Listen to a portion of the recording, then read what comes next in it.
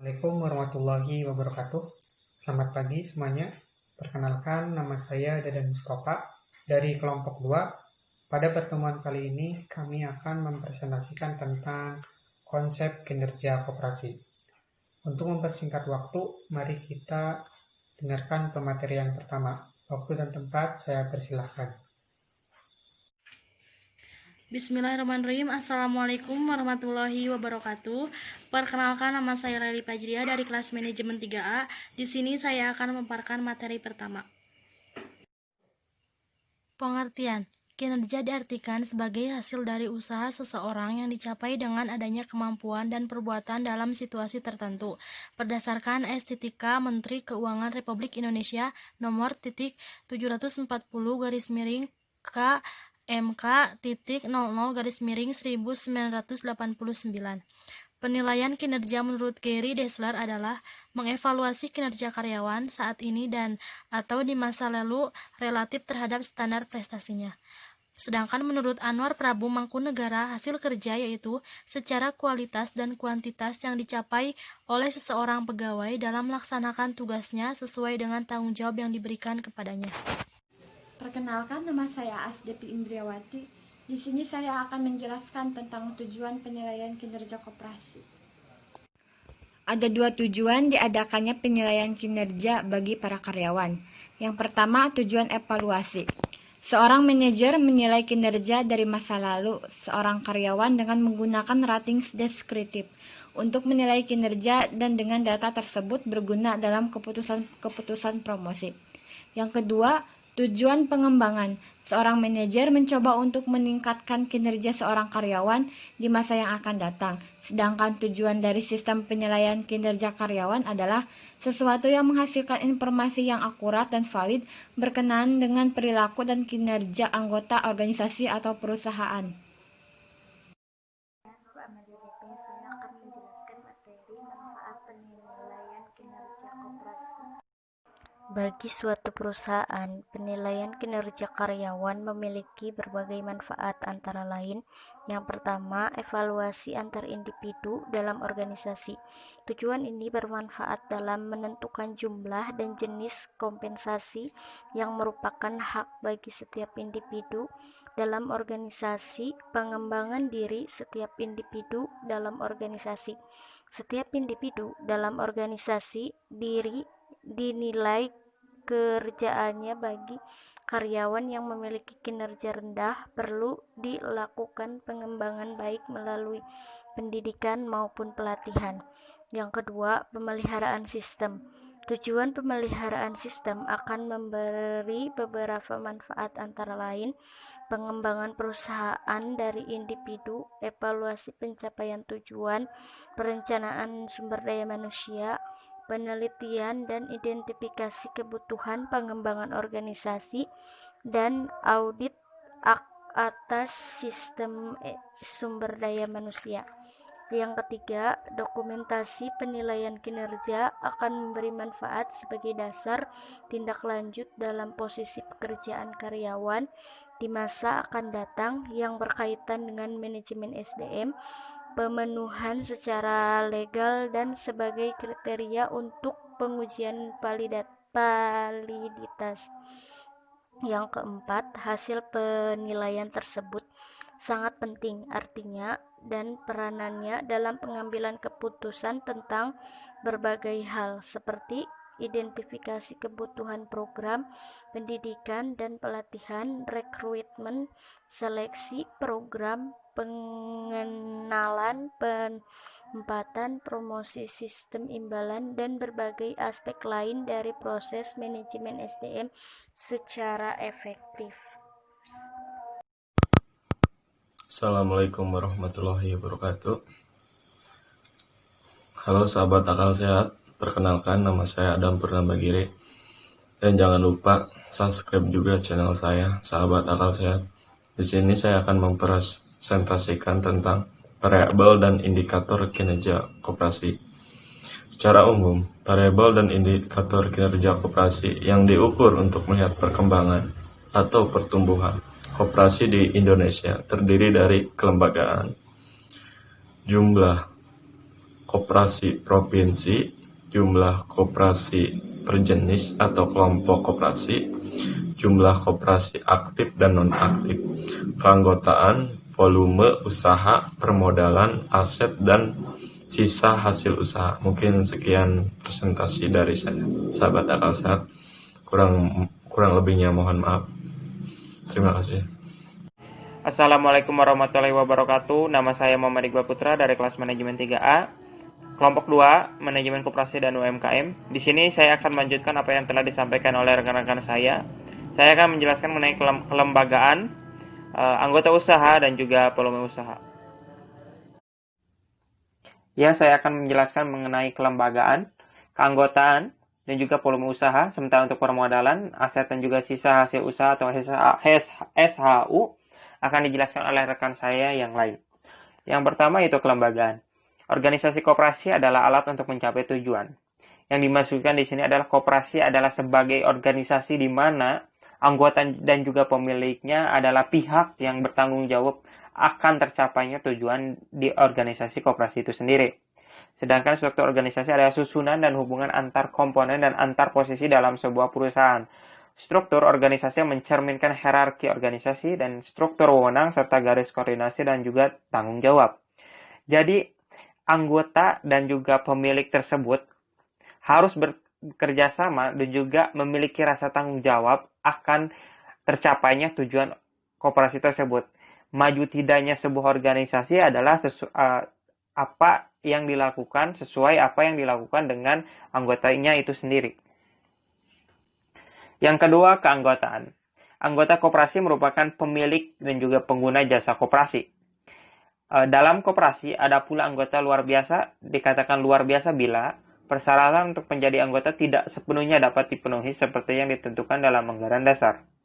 Jadi anggota koperasi itu terdiri dari pemilik dan juga pengguna jasa koperasi itu sendiri. Jadi anggota itu sangat berperan penting akan mobilitas atau kegiatan yang ada di dalam koperasi itu sendiri. Yang ketiga yaitu volume usaha. Volume usaha adalah total nilai penjualan atau penerimaan dari barang dan jasa pada suatu periode atau tahun buku yang bersangkutan. Jadi ini adalah rekap atau bisa dibilang rekap kegiatan di dalam organisasi atau koperasi itu sendiri tersedia di dalam volume usaha. Dengan demikian, volume usaha koperasi adalah akumulasi nilai penerimaan barang dan jasa sejak awal tahun buku sampai akhir tahun buku. Aktivitas ekonomi koperasi pada hakikatnya dapat dilihat dari besarnya volume usaha koperasi tersebut. Kegiatan atau usaha yang dilakukan oleh koperasi bisa memberikan manfaat yang sebesar-besarnya terutama bagi anggota koperasi dan masyarakat pada umumnya.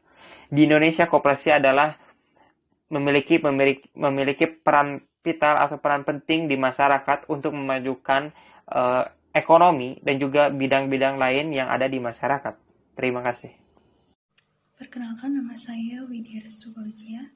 Saya di sini akan menjelaskan mengenai permodalan, aset, dan juga SHU. Baik, selanjutnya saya Widya Restu Fauzia akan menjelaskan mengenai permodalan. Untuk sumber-sumber permodalan itu sendiri ada dua sumber, yaitu dari modal pribadi dan modal pinjaman. Dalam modal pribadi, Undang-Undang Nomor 12 Tahun 1967 tentang pokok-pokok perkoperasian pasal 32 ayat 1 ditentukan bahwa modal koperasi itu terdiri dari dan dipupuk dari simpanan-simpanan, pinjaman-pinjaman, pengisihan-pengisihan dari hasil usahanya, termasuk cadangan serta sumber-sumber lain. Untuk modal pinjaman, di antaranya ada dari pinjaman dari anggota, koperasi lain, lembaga keuangan, obligasi dan surat utang, dan juga sumber keuangan lain. Untuk poin selanjutnya yaitu aset. Sebagai penggerak ekonomi rakyat dan sebagaimana Soko Guru Perekonomian Nasional, koperasi sering mendapat hubungan dari berbagai pihak dalam bentuk bantuan atau sumbangan barang modal untuk menjalankan usahanya.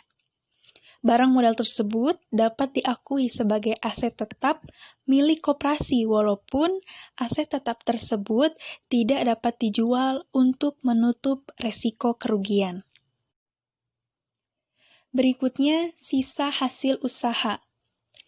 Istilah sisa hasil usaha atau SHU dalam organisasi badan usaha koperasi dapat dipandang dari dua sisi. Sisi pertama, SHU ditentukan dari cara menghitungnya, yaitu seperti yang disebut di dalam pasal 45 ayat 1 Undang-Undang Perkoperasian. Sehingga SHU merupakan laba atau keuntungan yang diperoleh dari menjalankan usaha sebagaimana layaknya sebuah perusahaan bukan koperasi. Dari sisi kedua, sebagai badan usaha yang mempunyai karakteristik dan nilai-nilai tersendiri, maka sebutan sisa hasil usaha merupakan makna yang berbeda dengan keuntungan atau laba dari badan usaha bukan koperasi. Assalamualaikum warahmatullahi wabarakatuh. Perkenalkan, nama saya Dani dari kelompok 2. Saya akan menyampaikan tentang metode penilaian kinerja koperasi.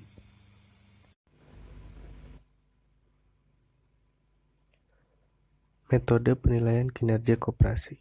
Yang pertama, balance score.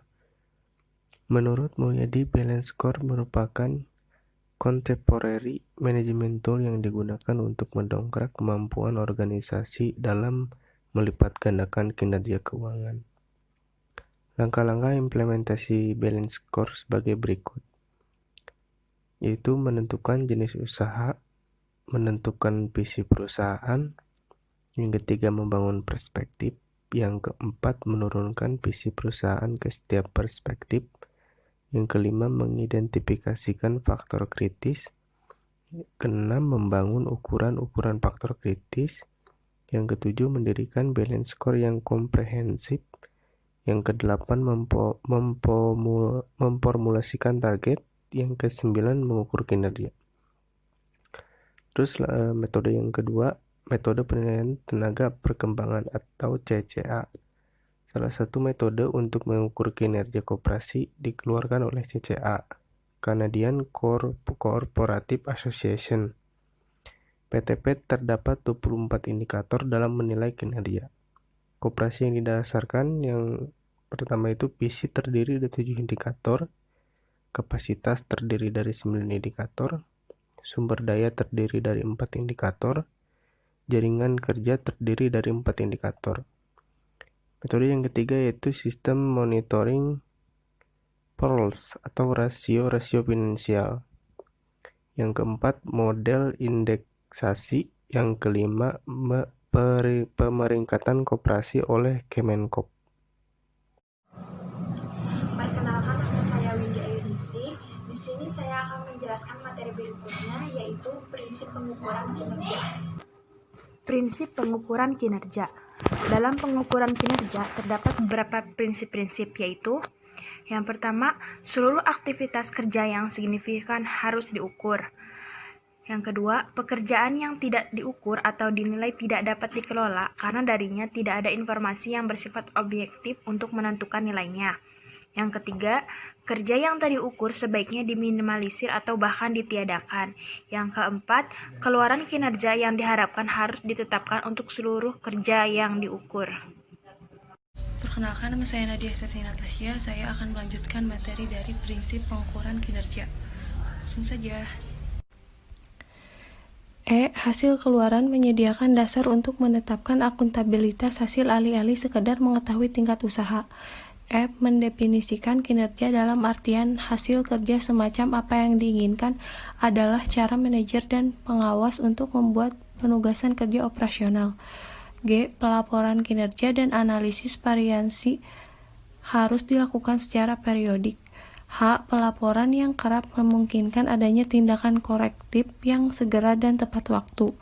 Tindakan korektif yang tepat waktu begitu dibutuhkan untuk manajemen kendali yang efektif. Baik, terima kasih. Sekian yang dapat kelompok kami sampaikan. Mohon maaf bila ada kesalahan dan kekurangannya. Ditutup saja dengan billahi taufiq wal hidayah. Wassalamualaikum warahmatullahi wabarakatuh.